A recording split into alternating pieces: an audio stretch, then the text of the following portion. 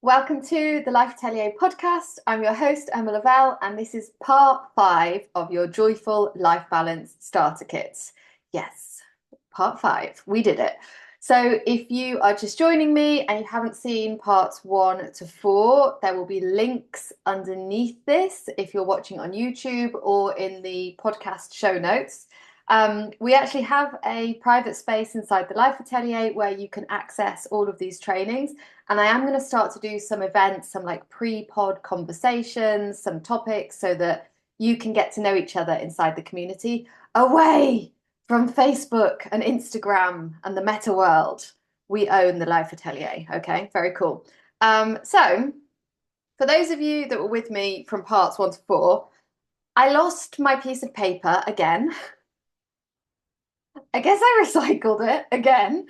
So I'm just going to show you, as I have done the past couple of days, I have drawn the diagram once more. So what you'll see if you're listening to this, basically I'm holding up to the camera, there is a triangle, and this is the life balance ritual, okay? These are like the 3 steps that you take. There's a triangle, in the middle you've got the word want, and then project underneath. So the first thing we do when you join the Life Atelier is you decide, well, the first thing you do is you get an overview of how this works, right? That's the very first thing.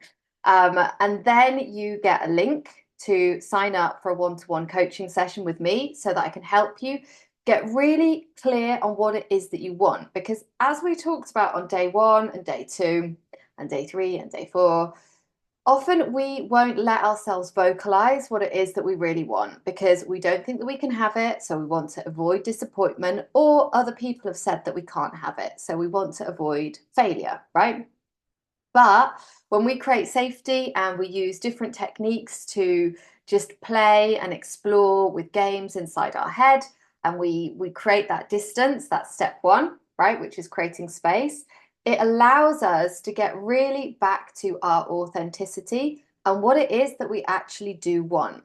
Okay, so we put that slap bang in the middle. The reason we do this is if you are like me, which many of my coaching clients are, many of my Life Atelier members are, we do not have a problem with ideas. We more have so many ideas that we end up trying to implement all of them and then we don't implement any. And rather than the story being how amazing, I have so many ideas, so much inspiration, we create this story that we are undisciplined, or we don't finish things, or we're messy, or we're chaotic, or like, whatever. The reality is you can bring any of your ideas to life, but we want to practice disciplined freedom, right? By picking one, refocusing on it for a set period of time. So inside the Life Atelier, we actually do it for 21 days. The reason we do 21 days and not a full month is basically I love to have a week completely free, no calls, no nothing at the end of every month. That's the way of working that I've designed. And I just loved having that space to like recalibrate and reintegrate and just allow everything to settle.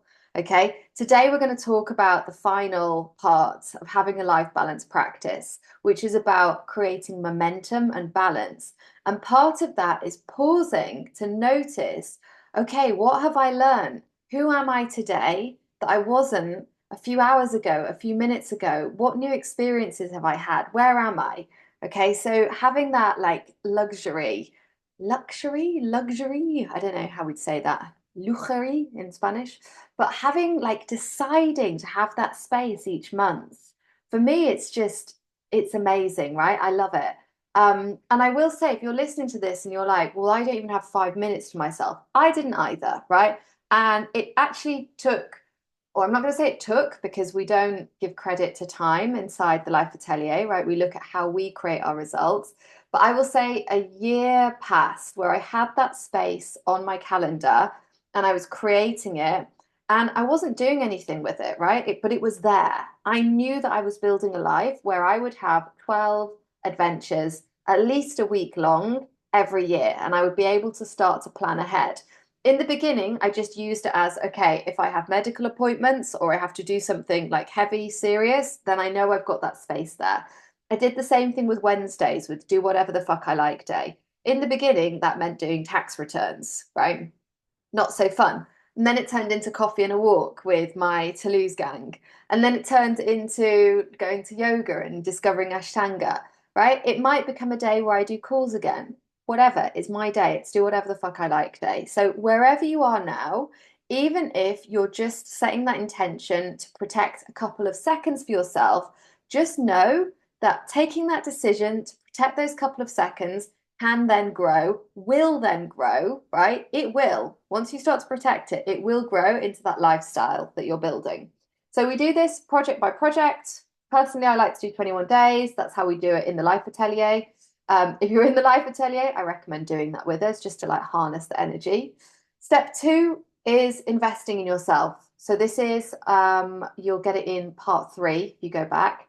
And then we have, which we did yesterday, activating belief, right? So we've created that space to make sure that we are balancing, that we're doing something that we actually want to do. We're not spending our time and energy on other people's intentions and what other people want. We've invested in ourselves to set ourselves up for success by protecting our asset, your brain, your body, your health.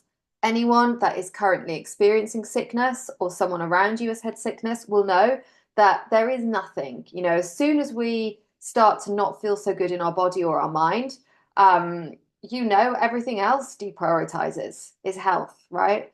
And prioritizing our health means we prioritize our capacity to take risk, to problem solve, and to create. And then finally, activating belief, the doing bit. So today we're going to talk about what's happened when what happens when you have taken those 3 steps, right? You've started to create results, you've started to create change in your life, and then you wobble. I've mentioned this before on the podcast. When I did my 15-hour work week mastermind, while I was inside that 6-month container and it was normal, and I was having a weekly conversation and getting coached on, how brilliant a 15-hour work week was, how it benefited everybody in my life, how this was the best possible thing. It was really easy to maintain it. We'll talk about how easy it was in a second. Once it finished, I had a massive wobble. And I went straight back to the habits that I'd had before I started it, right? I had transitioned from being an English teacher to life coaching. And one of the first things I did was realize, like, well, not even realize, but I had this sort of like, oh, I can't do this on my own. I need to open my calendar. I'm not ready, right? Now, that just happened for, I don't even remember now. Maybe it was even like a couple of days or a couple of hours. And then I recognized what was happening and my course corrected. Okay. I rebalanced. I didn't lose momentum, but I did have a very big wobble. Right. So if you imagine if you're on your bike, that was a like, nearly hitting the pavement kind of a moment, but got back up.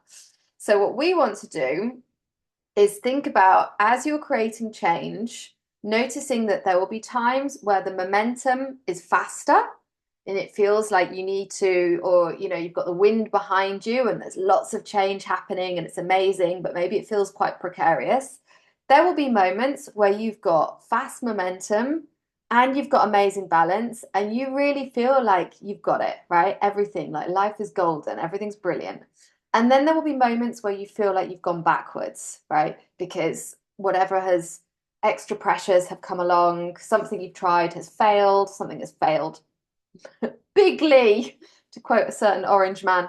And your self-confidence takes a knock, it takes a kicking, right? It might be that you started to have a relationship with somebody and then it didn't work out and you decided to create space for the relationship that you do want, to leave that situation with grace, with all of the things, doing everything like a grown-up, and your self-esteem gets wounded, your pride gets wounded, it hurts, right? It does.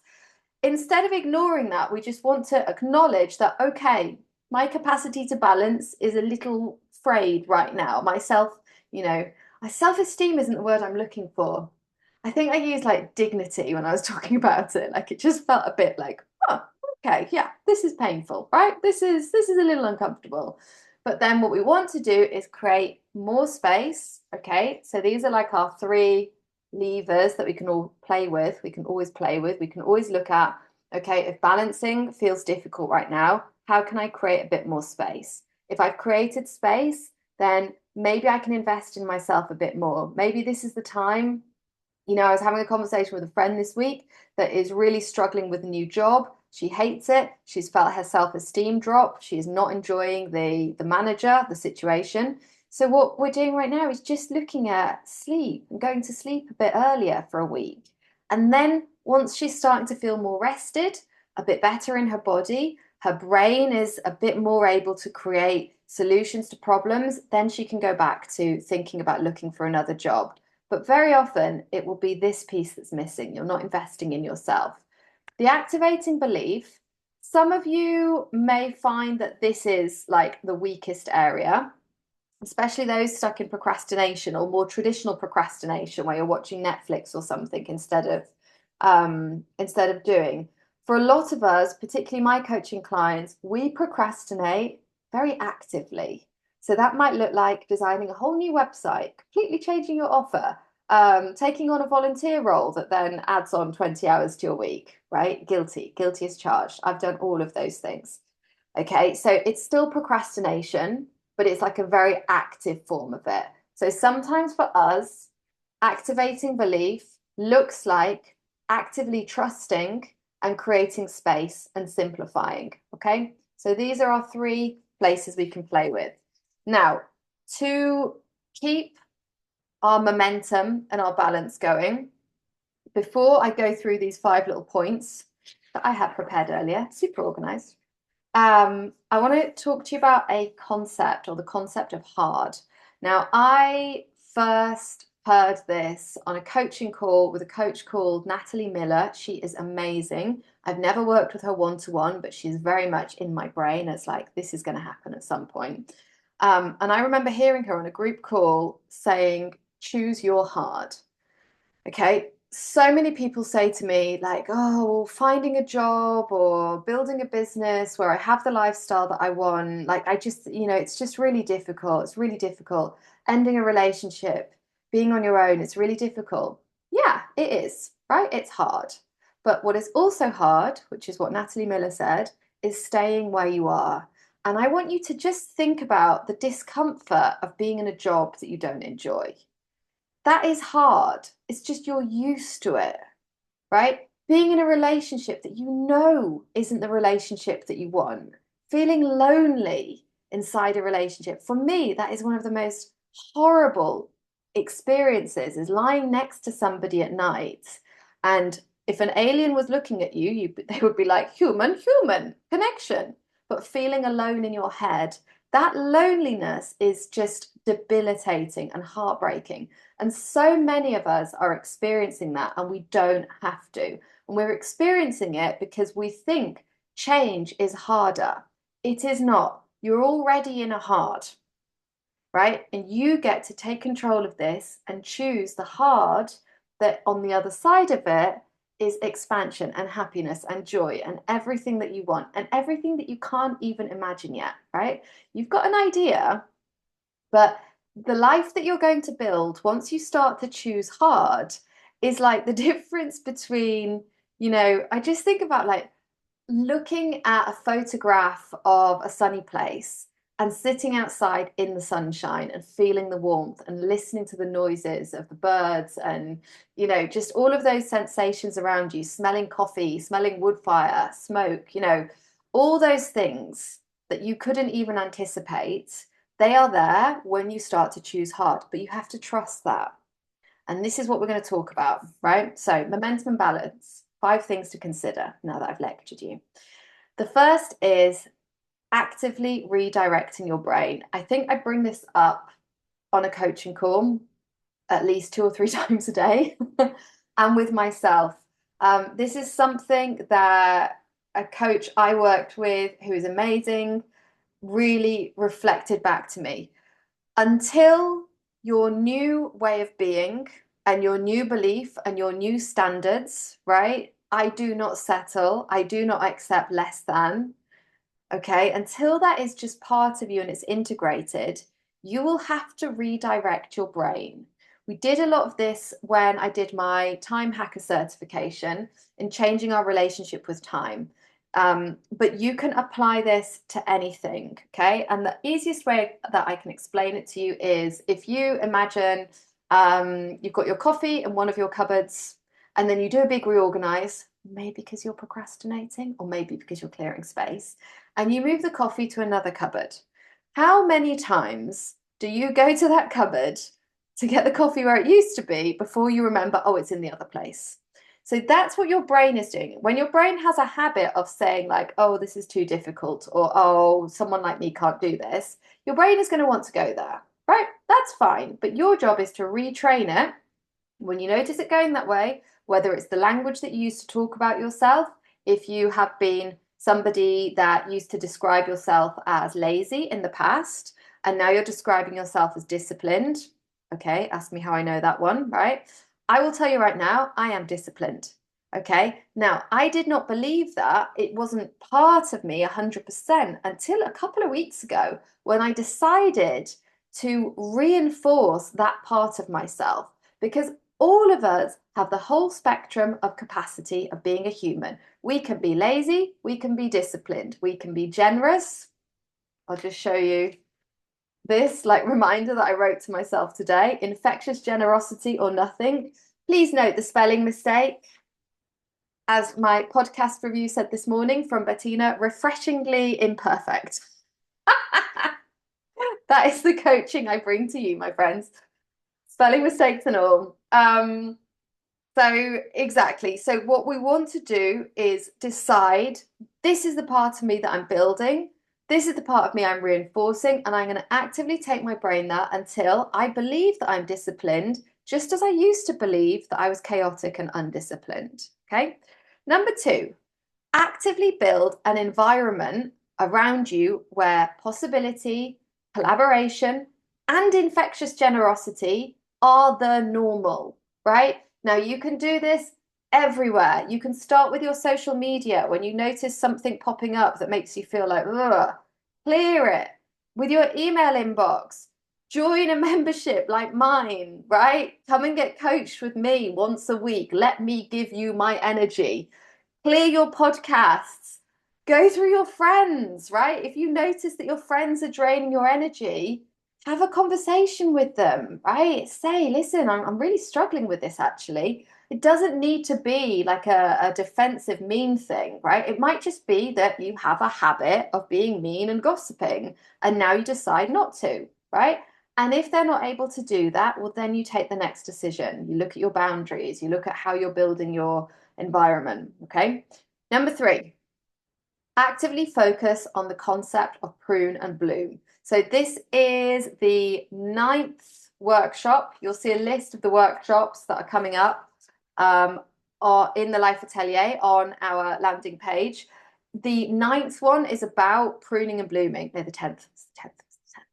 Okay, prune and bloom is essentially active life balance, noticing that yes, I have got to inbox zero and I have created space. I have pruned in my inbox, and oops, I signed up for some more newsletters because I'm a human. No problem. I just prune them. Why? Because I want mental space and I want good energy and I want my inbox to feel like a sanctuary. I want that peace to bloom. Okay. I want that feeling of expansion to bloom. What will I prune? You can also flip that, and you can start with a vice versa by thinking about what you want to get rid of and trusting that what you want will come in. Number four, how you're managing your energy, right? We are not robots. We are not robots. So sometimes you will want speedy uppy energy, and sometimes, like for me and a lot of us, we actually need slowy down energy, right? We need to take that pause. And for me, that can even be this moment where I notice that I'm walking very quickly around my apartment and I just slow down, right? I just reinforce that I am at my most powerful when I slow down, okay? But again, just think about yourself. What does the result that you want right now, what energy does it need to balance that? Really thinking about balance.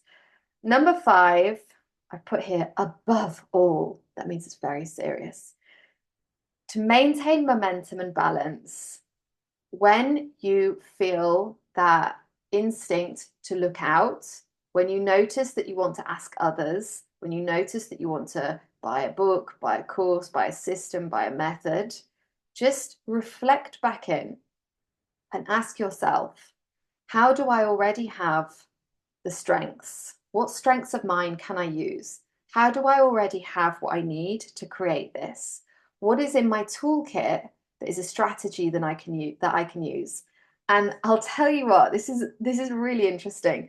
I had a chat with ChatGPT, my buddy ChatGPT, and I wanted to really nail down what is unique about the Life Atelier? What is unique about my coaching system, about how we work? So I got ChatGPT to ask me lots of questions. And what we came up with was that we really look at how you reconnect with your existing strengths. It is this process of uncovering. And the example that I used this morning in a one-to-one coaching session, which was really fun, was about connecting. So with my coaching client, it was about connecting with, she was feeling overwhelmed and like she didn't have enough time and frustrated and all this resistance. And what we did was we used one of the tools, which is to ask, how would you feel without that frustration? And the feeling was calm, spacious. Okay. And so what we did was we looked at how that is already there. Okay. Your feeling of freedom, of calm, of spaciousness, it's already there. But sitting on top of it, hiding it, was like this big, fat, furry ginger cat of frustration. You know, like the way a cat gets on top of a pile of like lovely, clean linen. Okay. And so what we did was we went through this exercise of, okay, the work is to just lift up that frustration or lift up that block, whatever it is, whether it's fear, whether it is, shame, embarrassment, frustration, anger, blame, whatever it is. You just want to pick it up, like an unwelcome cat, right? Very gently, very respectfully, and just move it away. And it's going to try and get back on, right? That's society. That is you, like getting everything perfectly clear in your head, knowing what you want, knowing that you're capable, and then going outside and being like, oh, actually, I think I made a mistake. That's fine. That's having a human brain, okay? But what we want to do is just lift that and get back to what's underneath. So, beautiful, gorgeous humans. If you're not already a member of the Life Atelier, I suggest you join.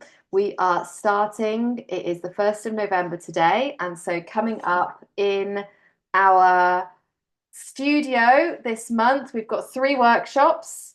Creating space is the focus. 4, we've got 4 this month. Normally we only have 3. We've got 4 workshops. I will put them under this video or in the show notes, and you can join and get your one-to-one scheduled with me. And happy Friday. And thank you for joining me for your life balance practice.